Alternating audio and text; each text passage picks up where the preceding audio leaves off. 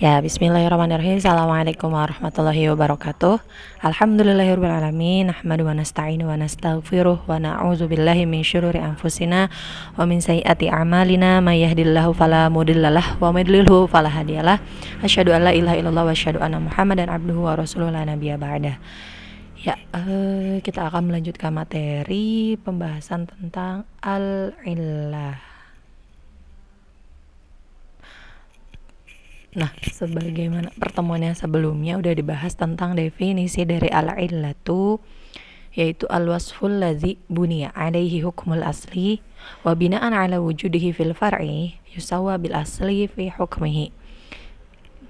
Illah itu adalah suatu sifat yang menjadi pondasi atau yang menjadi dasar hukum asal wa bina'an ala wujudihi fil far'i, dan dikarenakan ada juga sifat ini di dalam far'nya, di dalam cabangnya, yusawa bil asli fi hukmihi, maka disamakanlah dengan asalnya di dalam hukumnya. Jadi illah itu adalah suatu sifat. Oke, sebelum melanjutkan materi yang ada di buku, kita akan sedikit membahas tentang, nah kalau yang di kitab itu kan selanjutnya masalikul illah ya. Sebelum masuk ke masalikul illah, kita akan masuk dulu ke syurutul illah. Syurutul illah al-muttafaq alaiha arba'atun. Sebelum masuk ke syurutul illah, jadi al-aslul ladzi warada an-nassu bi hukmihi, jadi suatu asal itu yang sudah disebutkan di dalam nas hukumnya, qad yakunu mustamilan ala iddati awsafin, itu telah mencakup banyaknya sifat-sifat wa khawas dan kekhususan, walaysa kulla wasfin fil asli, dan enggak semua sifat yang terdapat di dalam asal ya. Kalau kalian ingat dengan contoh yang minum khamar itu dia asalnya ya. Nah, asalnya itu adalah syurbul khamar. Di dalamnya itu ada sifat kan, sifat. Nah, mungkin di dalam kasus yang lain, jadi nggak semua sifat, walaysa kulla wasfin fil asli, nggak semua sifat yang ada di asal itu yasluh an yakuna illatan, bisa dijadikan illah li hukmihi, untuk hukumnya. Bal, akan tetapi la budda fil wasfil ladzi yu'allilu bihi hukmul asli, akan tetapi ya di dalam suatu sifat yang akan diberikan illah, yang akan diberikan illah hukmul asal, pada hukum asalnya itu min antatawafar fihi jumlata syurutin, jadi harus memenuhi antatawafar, memenuhi beberapa syarat. Nah, ini dia syurutul illah al-muttafaq 'alaiha, jadi syarat-syarat illah yang disepakati.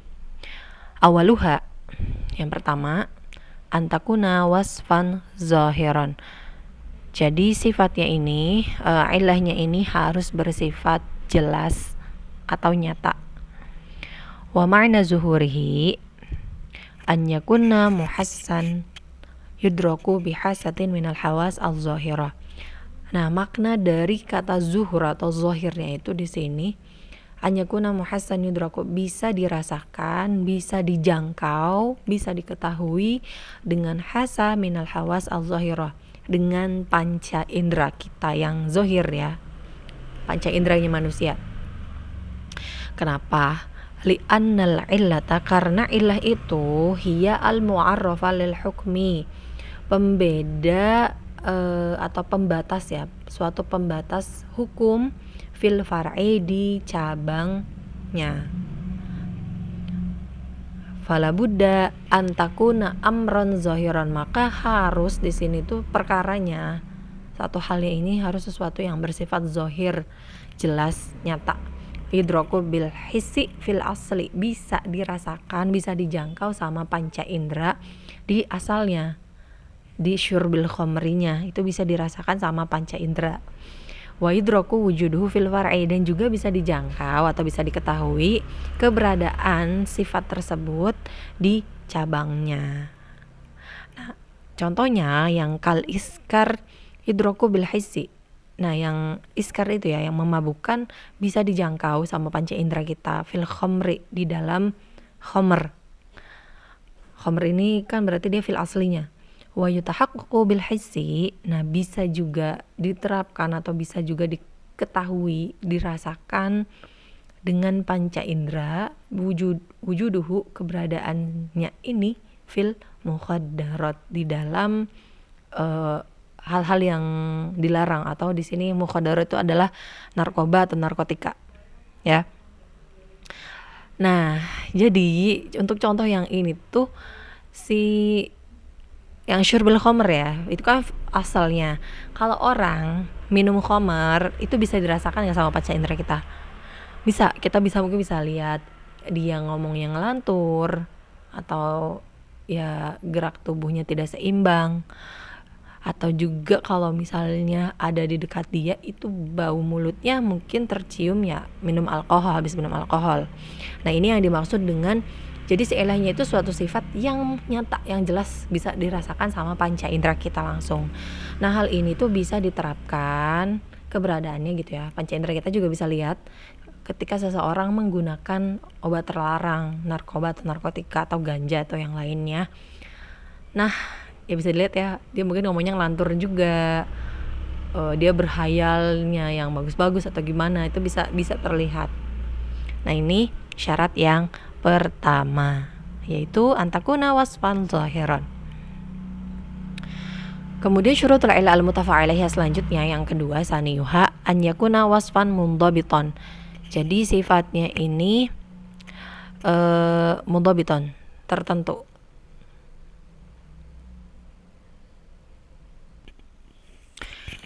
Nah, atau maksudnya an yakuna wasfan mundhabitan di sini tuh dia sifatnya harus berupa sesuatu yang mengikat.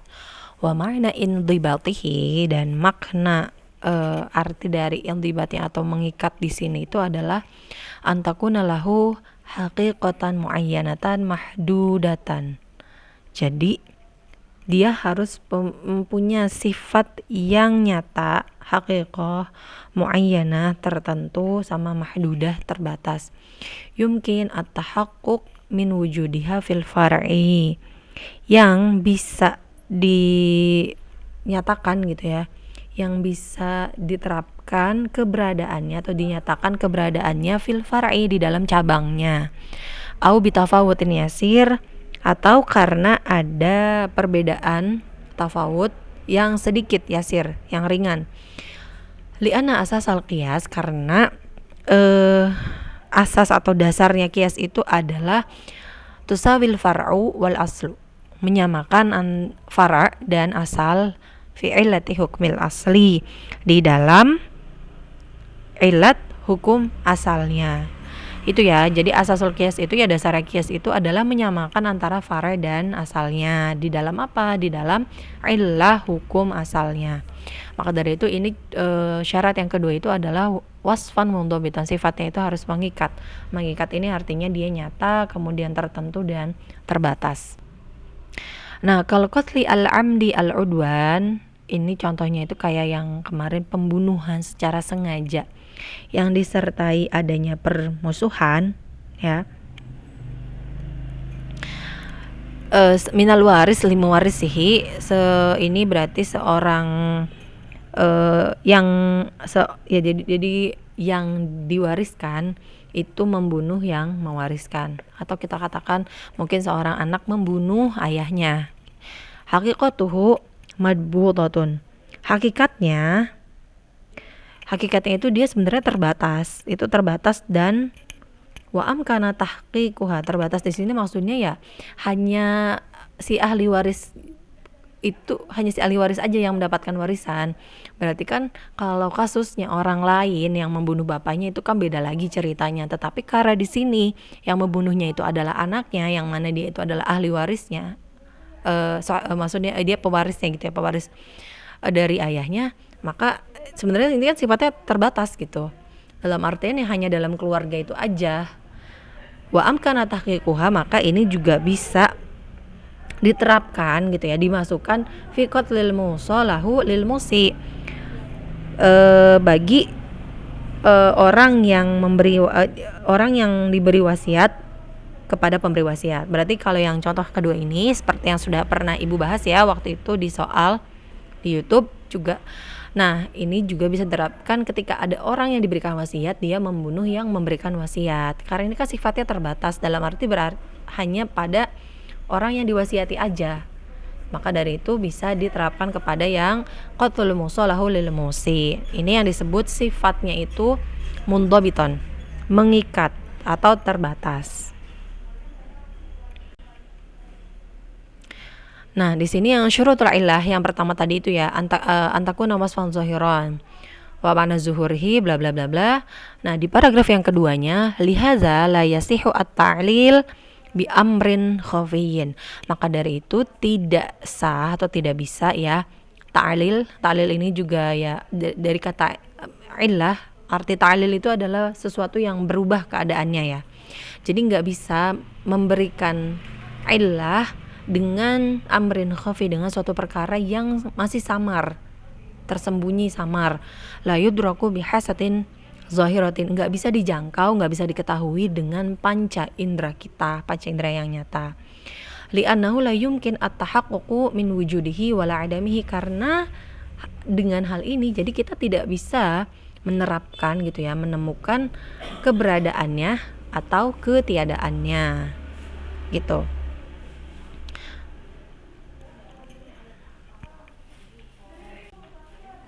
Kemudian untuk yang syarat yang kedua ya, syarat yang kedua itu maka di sini di yang paragraf dari paling bawah, lihadza la yasihu at-ta'lil bil awsaf al-marinnah. Maka dari itu tidak bisa memberikan illah atau menta'lil, memberikan illah dengan awsaf al-marinah, dengan sifat-sifat yang lunak. Maksudnya tuh lunak di sini tuh dia ghairil madbutah, tidak terbatas gitu. Jadi siapa aja bisa sebenarnya, sifat-sifatnya tuh ya masih bebas. Ghairil madbutah, tidak terbatas. Allati takhtalifu ikhtilafan bayyinan bi ikhtilafiz dzuruf wal ahwal wal afrad. Yang mana yang jelas ini nanti dia berbeda gitu ya, tergantung dengan kondisinya seseorang atau ya az-dzuruf, kedudukannya, wal ahwal, dan kondisinya setiap masing-masing orang. Maka jadi nggak bisa memberikan illah dengan sifat-sifat yang tidak terikat. Nah, di sini fala tu'allalu ibahatul fitri fi Ramadan, maka tidak bisa, kita nggak bisa nih ngasih illat diperbolehkannya al-fitr, berbuka puasa fi Ramadan, pada bulan Ramadan, lil marid awil musafir, bagi orang yang sedang sakit atau bagi orang yang sedang dalam perjalanan. Apa ilahnya? Ilahnya itu di sini bidaf'il masyaqqah. Oh, ilahnya itu adalah untuk meringankan kesulitan, untuk menghilangkan kesulitan. Itu ilahnya. Diperbolehkannya orang yang sedang sakit dan dalam perjalanan berbuka puasa di bulan Ramadan itu ilahnya adalah daf'il masyaqqah. Nah, ini tidak dibenarkan. Ilahnya itu daf'il masyaqqah tidak dibenarkan. Bal, akan tetapi bimadzannatiha. Akan tetapi di sini itu dengan madzannah itu adalah tempat dugaan ya. Tempat dugaan di sini itu adalah harusnya yang jelas itu wahwa as-safar awil marad. Ilahnya itu adalah as-safar, berpergian, awil marad yaitu penyakit. Maka ilah diperbolehkannya berbuka bagi orang yang sakit dan orang yang sedang dalam perjalanan, ilahnya adalah safar dan marad, bukan daf'il masyaqqah. Nah, kemudian untuk yang salisuha, yang ketiga, anyakuna wasfan munasiban. Nah, sifatnya ini harus munasib ya, harus sesuai. Wa ma'na munasabatihi, nah makna atau arti dari munasabah atau makna dari kesesuaiannya ini tuh adalah anyakuna mazannatan. Jadi sifatnya itu harus menjadi tempat dugaan litahqiqi, untuk menerapkan hikmatil hukmi, hikmah hukum. Nah, bedakan ya, di sini ada kata hikmatul hukmi. Jadi setiap hukum syar'i yang sudah ditetapkan oleh syariat itu mengandung hikmah di dalamnya. Fa iza lam takun munasibah wa mulaimatan, kalau sifatnya ini tidak sesuai dan juga tidak seimbang, sama ya, munasibah dan mulaimah ini sama. Lam tasluh illatan lil hukmi, maka tidak bisa dikatakan sudah bisa dijadikan illah hukum. Itu ya, jadi fa iza lam takun munasibatan wa mulaimatan, kalau sifatnya itu ternyata enggak cocok dan juga tidak sesuai, maka dia tidak layak lam tasluh illatan lil hukmi, tidak layak dijadikan sebagai illah hukumnya. Nah, karena tadi ini berkaitan dengan mazunatan li tahqiq hikmatil hukmi, untuk menerapkan hikmah hukum. Baik, kita kembali ke contoh yang fal iskar. Nah, iskar memabukkan itu munasibun li tahrimil khamri. Jadi memabukkan ini sesuai dengan keharaman atau diharamkannya khamar. Kenapa? Li'anna fi bina'it tahrim, karena dalam pengharamannya si khamar ini terdapat hikmah hukumnya. Apa coba? Hikmah dari diharamkannya khamr itu adalah hifzul uqul, yaitu menjaga akal agar tetap sehat, agar tetap ya berakal. Nah, ini yang dimaksud dengan agar jadi dia bisa diterapkan hikmah hukumnya. Itu ya. Maka hikmah dari diharamkannya khamr itu adalah untuk hifzu al-uqul.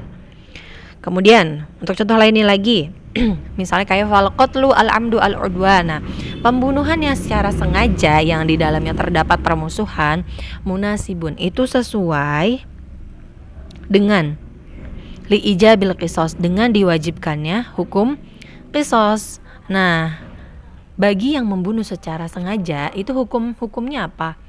Hukumnya berarti dia diwajibkan untuk qisas. Nah, hikmah dari diwajibkannya qisas ini, hikmatul hukminya, li'anna bina al-qisas alaihi, karena di dalam adanya hukuman qisas ini, di dalam menjatuhkan hukuman qisas ini terdapat hifzu hayatin nas, yaitu menjaga kehidupan manusia gitu ya. Nah, ini yang dimaksud dengan hikmatul hukmi. Sehingga si sifatnya ini anyakun wasfan munasiban, jadi sifatnya harus sesuai atau harus cocok gitu ya dengan tadi untuk diterapkannya ke dalam hikmah hukumnya. Nah, rabi'uha, yang keempat dan yang terakhir ini ya, ini adalah syarat yang udah disepakati, alla takuna wasfan qasiran 'alal asli. Jadi sifatnya ini tidak hanya gitu, tidak terbatas ya qasiran, tidak hanya untuk masalah asalnya aja, untuk si asalnya aja. Wa ma'na hadza,